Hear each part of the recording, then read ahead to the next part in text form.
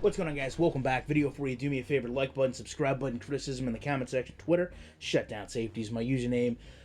Opening day in the NFL. Oh man, it's like a national holiday, is it not? I mean, yes, I'm a little heartbroken that the Colts kind of had a heartbreaker. Whatever, it happens. I don't live and die with the NFL. But I tell you what did disappoint me a little bit. There's a lot of talk about the NFL players during our national anthem, what they are doing, what they're not doing, what they should be doing. And I guess what I want to talk about is, when should the NFL intervene? Because I think it is going to happen. And let me just preface all this by saying I am fine with peaceful public protest. I encourage freedom of speech. But the NFL is not the platform for it. It's just not. And let me start with Colin Kaepernick, because he's the one that kind of originated all this. And here's my problem with Colin Kaepernick. Inequality has been around long before you, long before me, long before Colin Kaepernick.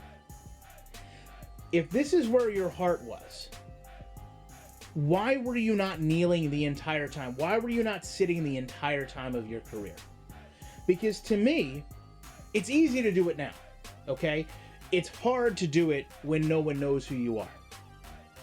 When you're rookie Colin Kaepernick, that didn't lead your team to a Super Bowl, that wasn't looked at as a franchise quarterback, that could have been cut 4 or 5 years ago, no one bat an eye, because you didn't want to stand for the national anthem. That would have raised character flags, concerns among the organization, probably an issue they don't want to start to deal with like they are now.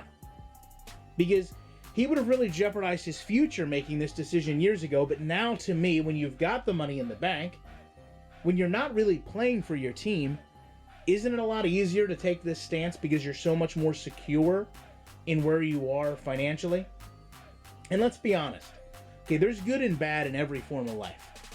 I'm sure every single one of us can relate to having a good teacher or a bad teacher, or seeing a good cop or a bad cop. You can even take it, if we're going to keep it in the sport of football, you've got good players and bad players. There's a lot of people that don't like Bill Romanowski, or don't like Vontaze Burfict, or don't like James Harrison, just to name a handful of bad football players, quote unquote.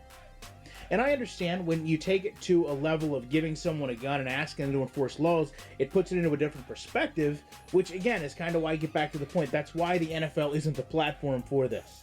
Because the team ultimately is your employer. Okay? And I'm sure most of us are employed, and if you're not, you will be one day. And you'll understand, if you don't already, that when you're employed, you owe it to your employer when you're on their time, when they're paying you to maintain some semblance of structure. Okay? Like most of us understand, religious, political conversations generally aren't welcomed in the workplace, because it can affect morale and performance. It can give you unwanted attention. So with that in mind, the NFL is what got Colin Kaepernick and a majority of these players the fame and the money to garner the attention to begin with, to create them as a celebrity, if you will, for this to even matter.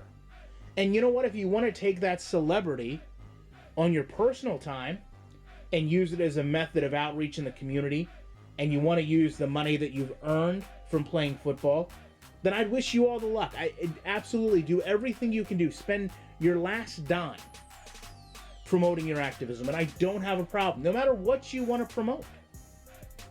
But at the end of the day, you are paid to play football. That's it. I don't understand how anything else factors in to what we think about you on a football team. It shouldn't even relate to you outside of football. You shouldn't actually engage in non-football topics. I don't understand why when you go into a locker room with a camera and a reporter and they'll ask someone non-football related questions. I don't care what your answer is to that. I care about you playing football, because that's what you were there to do. I don't understand why teams even allow non-football based questions to be asked to their players, because honestly, all it's done is this. Create a conversation. Create a reason to criticize. Create a social divide. Why would you want to continue to harbor that? So I think at some point the NFL is going to have no option. This is going to go on forever. You're always going to have one rogue person that wants to do something a little different to promote their own stance of why they don't want to stand for the national anthem, or stand for a corrupt government, or stand for social inequalities, or whatever comes down the pike the next 3 to 5 years, where I think the NFL is going to have to say, listen, this is what we're going to do for this activity, and if you don't elect to do it, then you're going to be fined, you're not going to be able to play, or whatever sanction they want to put against the player. And not that that's right either, but I think we're developing this into that problem. So I'd love to know what you guys think about this. I appreciate you checking out. I'll be back in the week with more commentary.